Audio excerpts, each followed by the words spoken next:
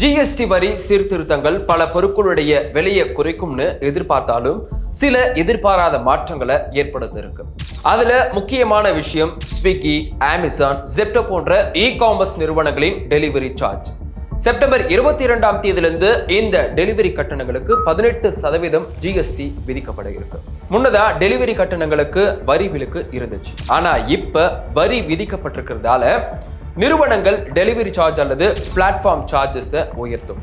இது நேரடியா வாடிக்கையாளர்களை பாதிக்கும். உதாரணமா 200 ரூபாய்க்கு ஒரு உணவு ஆர்டர் பண்ணனா உணவக ஜிஎஸ்டியா 36 ரூபாய் செலுத்தணும். இது போக டெலிவரி சார்ஜ் ஒரு 50 ரூபாய், பேக்கிங் சார்ஜ் ஒரு 20 ரூபாய். இது போக இனிமேல் ஒரு ஆர்டருக்கு இன்னும் குறைந்தது 40 ரூபாய் வரைக்கும் எக்ஸ்ட்ரா செலவு பண்ண வேண்டியிருக்கும். இந்த தொகையை நிறுவனங்கள் தான் செலுத்த போறாங்க. இருந்தாலும் இந்த இழப்பை சரி கட்டணும் அப்படின்னா டெலிவரி சார்ஜை நிறுவனங்கள் உயர்த்தி தான் ஆகணும். ஆனா இப்போதைக்கு எந்த இ-காமர்ஸ் நிறுவனமும் இந்த கட்டணங்களையோ அல்லது கட்டண உயர்வு தொடர்பான எந்த ஒரு அறிவிப்பையும் வெளியிடல.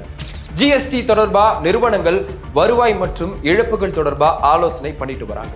ஆனா மிக முக்கியமா இந்த வரி உயர்வு சுமை வாடிக்கையாளர்களை பாதிக்கும்னு தான் சொல்லப்படுது. ஒருவேளை டெலிவரி கட்டணம் உயரும் பட்சத்துல அது அடுத்தடுத்து பல சிக்கல்களை உருவாக்கும்.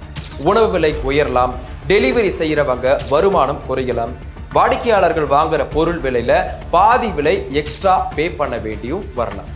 ஸ்விக்கி, ஜொமேட்டோவை அதிகமாக யூஸ் பண்ற உங்களோட ஃப்ரெண்ட்ஸ்க்கு இந்த வீடியோ மறக்காம ஷேர் பண்ணுங்க.